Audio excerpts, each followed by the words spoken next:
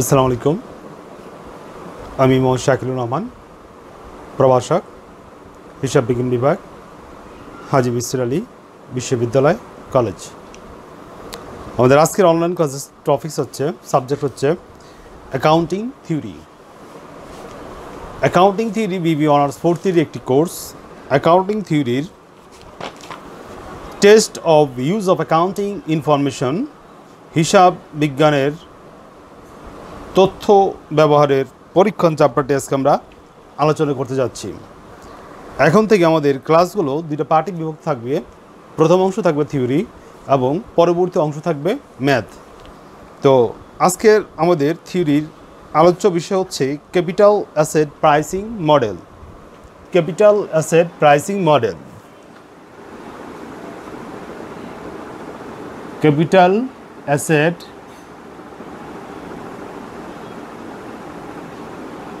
Pricing model, shortcut বলে এটারে CAPM model. Shortcut এটাকে বলে CAPM মডেল। 4th ইয়ারের ভাইভাতে অনেক সময় কোশ্চেন করা হয় CAPM এলিভারেশনটা কি, তখন অ্যান্সার হবে ক্যাপিটাল অ্যাসেট প্রাইসিং মডেল। তো আমরা একটু পড়ি। ক্যাপিটাল অ্যাসেট প্রাইসিং মডেল সাধারণত শেয়ারের ব্যয় নির্ধারণ করা যায়। আধুনিক ফিন্যান্স গবেষকগণ সাধারণ শেয়ারের মূল্য ব্যয় নির্ধারণের ক্ষেত্রে এই মডেলটি অনুসরণ করা অধিক যুক্তিযুক্ত। অর্থাৎ ক্যাপিটাল অ্যাসেট প্রাইসিং মডেল ব্যবহার করে আধুনিক ফিনান্সিয়াল অ্যানালিস্টরা অধিক যুক্তিযুক্ত মনে করেন। এই মডেলের মূল বক্তব্য হচ্ছে কোনো সিকিউরিটিজের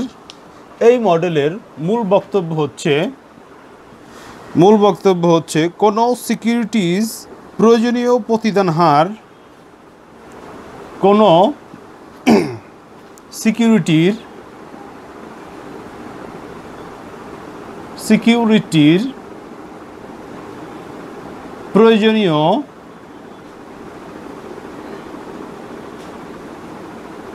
কোনো সিকিউরিটির প্রয়োজনীয় প্রতিদান হার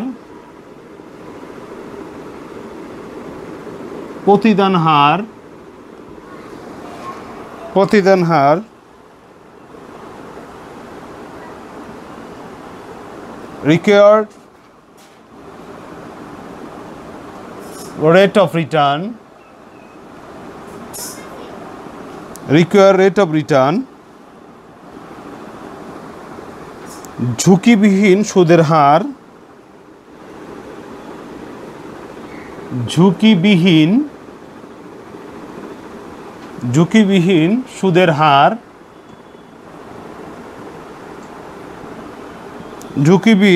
হার, রিস্ক ফ্রি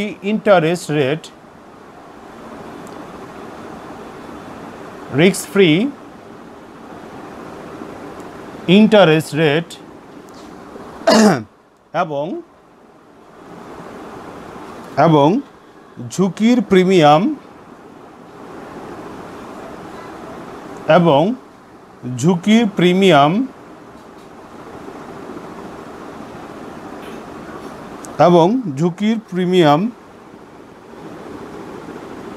রিস্ক প্রিমিয়াম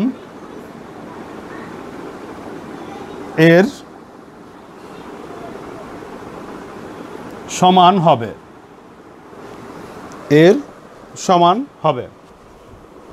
এটা আমি আবার পড়তেছি। কোনো সিকিউরিটিসের প্রয়োজনীয় প্রতিদান, রেট অফ রিটার্ন, ঝুঁকিবিহীন সুদের হার এবং ঝুঁকির প্রিমিয়ামের হার সমান হবে। এটা হচ্ছে এই মডেলের মূল কনসেপ্ট।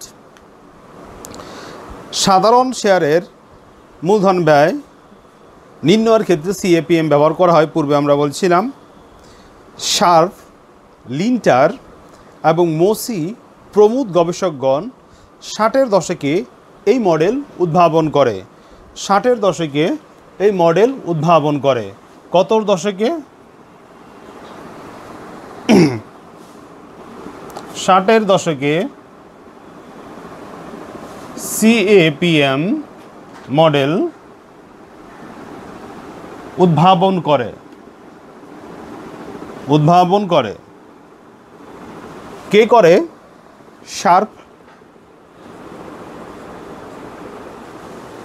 শার্প লিন্টানার অ্যান্ড মসি এই তিনজন 60-এর দশকে CAPM ক্যাপিটাল অ্যাসেট প্রাইসিং মডেলটি সম্পর্কে উদ্ভাবন করে। বর্তমানে এটি একটি পরিপূর্ণ তত্ত্ব হিসেবে স্বীকৃতি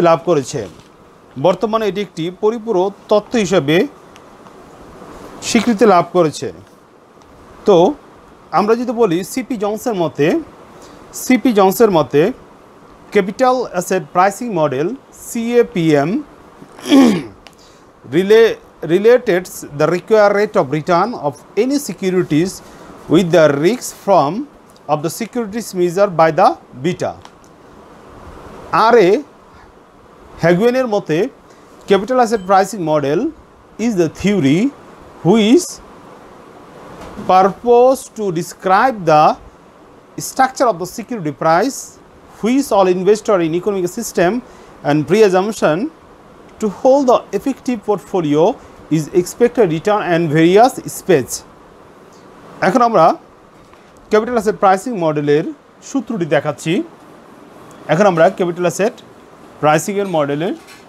দেখাচ্ছি।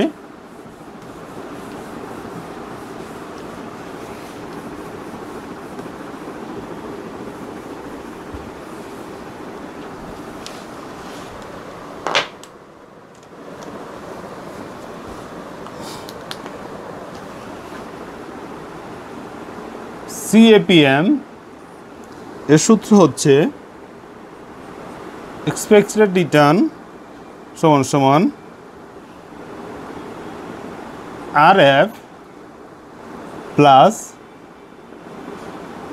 RM minus RF beta. Here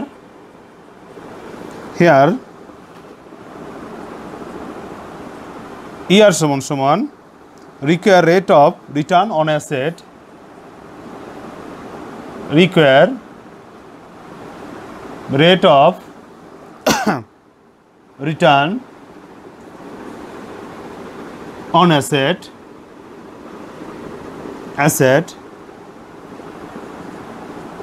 RF সমান risk free rate, RM সমান return of market, expected return of market portfolio, expected return on market portfolio এবং বিটা হচ্ছে beta coefficient for the asset যদি কোনো সিকিউরিটিসের এক্সপেক্টেড রিটার্ন বের করতে বলা হয় এবং পোস্টের মধ্যে যদি রিস্ক ফ্রি রেট RM এবং বিটা দেওয়া থাকে, তখন CAPM এর সূত্র ব্যবহার করে অঙ্কটি সমাধান করতে হবে। এখন আমরা আলোচনা করব ক্যাপিটাল অ্যাসেট প্রাইসিং মডেলের অনুমতি, ক্যাপিটাল অ্যাসেট প্রাইসিং মডেলের অনুমিত শর্তসমূহ।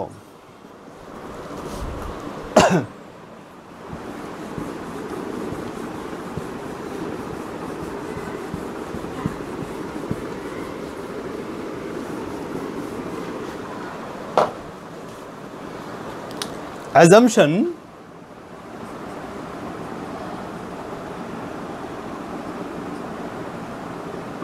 of CAPM। এখন আমরা আলোচনা করব assumption of CAPM।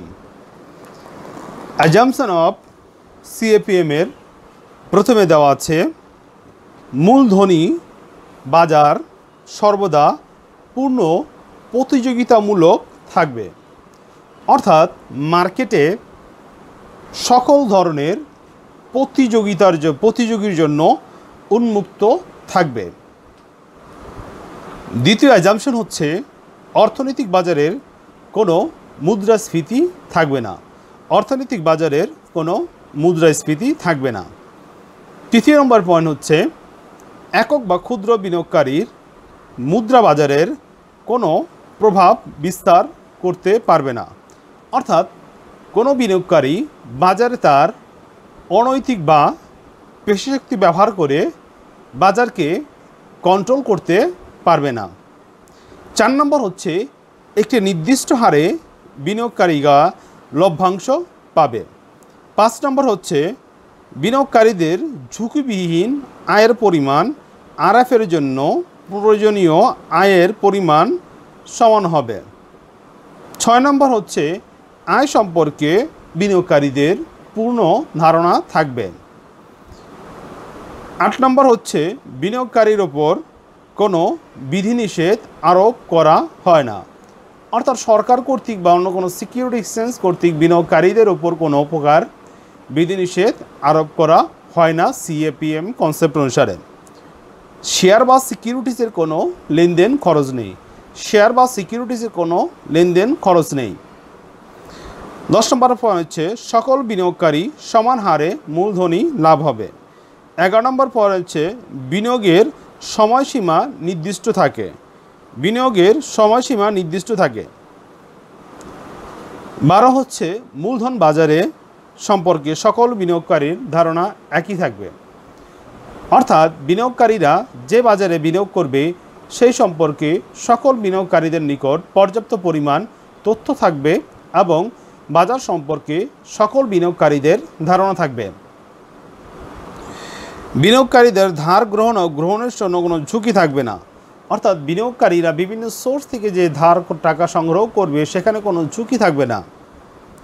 বিনিয়োগের ক্ষেত্রে কোনো ক্ষতির সম্ভাবনা নেই, যখন বিনিয়োগকারীরা বিনিয়োগ করবে বিভিন্ন সিকিউরিটিসের এখান থেকে ক্ষতি হওয়ার সম্ভাবনা থাকবে না সিএপিএম এর অ্যাজাম্পশন অনুসারে। এবং লাস্ট হচ্ছে মূলধন বাজার সবসময় দক্ষ থাকবে, অর্থাৎ বাজার সবসময় দক্ষ থাকবে। সকল বিনিয়োগকারীরা যদি নিঃসন্দেহে বিনিয়োগ করবে এবং বিনিয়োগ করার ফলে সেখান থেকে তারা আর্থিকভাবে লাভবান হবে, সেখান থেকে তারা আর্থিকভাবে লাভবান হবে। তো এতক্ষণ আমরা আলোচনা করলাম মূলধন সম্পত্তি মূল্যায়নের মডেলের অনুমতি শর্তগুলো। এই কোশ্চেনটা 2014 সালে এবং 2017 সালে জাতীয় বিশ্ববিদ্যালয়ে অনার্স 4th ইয়ারে আসছে এবং সামনের পরীক্ষাগুলোর জন্য সিএপিএম মডেল কাকে বলে, সিএপিএম মডেলের অনুমতি শর্ত গুরুত্বপূর্ণ একটি কোশ্চেন। তো আমাদের আজকের অ্যাকাউন্টিং থিওরির test of accounting information, test of uses of accounting ইনফরমেশনের চ্যাপ্টারটি আজকে আমরা এখানে সমাপ্তি করছি। পরবর্তী লেকচার দেখার জন্য আমন্ত্রণ রইল।